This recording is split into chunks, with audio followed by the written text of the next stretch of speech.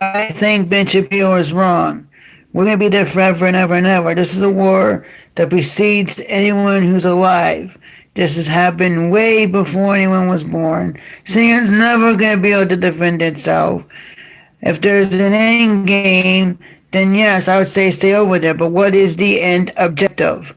I want to know the end objective, Ben Shapiro. There is no end objective. So therefore, I don't agree with this if there's no end objective.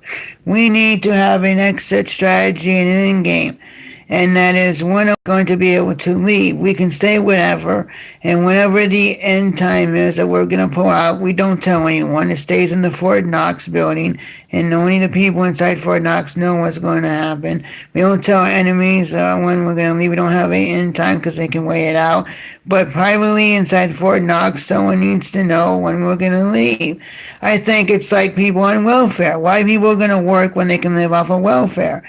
You know, people need to get up and do the work. If Syrians are never going to do the work, they're just going to stay at home, play their PlayStations, and watch TV, and we're just going to defend our country. It's like, you know what? God helps those who helps themselves.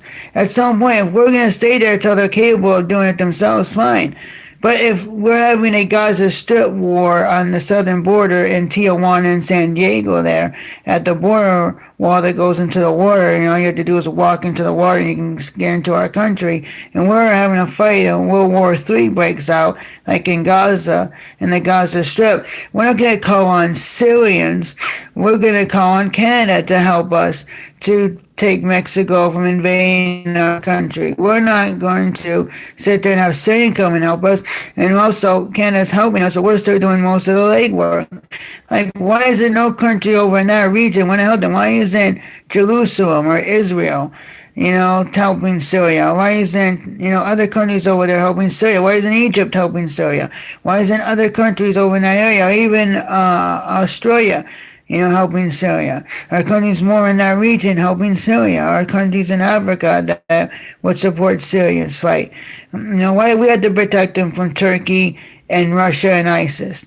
To me, it's like our troops are never going to not be dependent on us. I mean, I'm going to die and we're still going to be over there. And I'm 39, and if I live to 99, that means that 60 more years we're still going to be over there.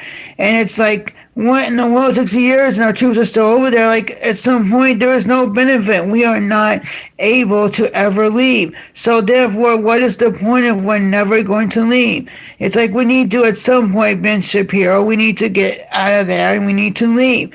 If we're never going to leave, what's the point? I'm for it in the short term. I'm for Mark Levin's position and Ben Shapiro's position in the short term. But I'm with Laura Ingraham and Ron Paul and Trump for the long term. Long term, we should not be over there. And because that's all it will be, because they're not going to do anything.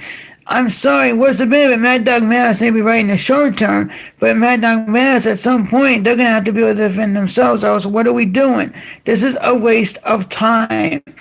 And on the budget, I hope Trump vetoes it if it's not wall funding, if it doesn't get out of the Senate. And yes, if it vetoes it, then they veto it and there's nothing that comes on Trump's desk. That means they shut it down. If there's no bill that can get past the desk by midnight tonight, then yes, the Senate shuts it down. But if there's a bill that comes on Trump's desk, and in order for it to be shut down, he has to sign it, then Trump will have to shut it down, and therefore whoever shuts it down must own it. So Ben Shapiro, you are wrong when you say that because they didn't get the money that they shut it down. No, it's because Trump shuts it down. Because if Trump can sign it about the money, then there's no shutdown. If you say that Chuck Schumer shut it down, then why would Trump have to do any action of signing any kind of bill? It would just already be shut down and Trump wouldn't need to do anything further. But clearly Trump has to, and Trump has to shut it and sign it, or else why would he have to do anything? To me, if it's a Chuck Schumer shutdown, then Trump's signature is not required.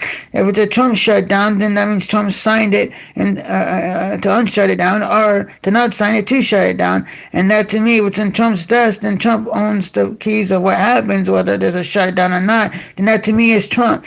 And even if Chuck Schumer gives the reason, it doesn't matter. It's still Trump's shutdown, Ben, not Chuck Schumer shutdown. Because if it's a Chuck Schumer shutdown, it wouldn't require Trump to do anything. And not only that, there'd be no bill on his desk.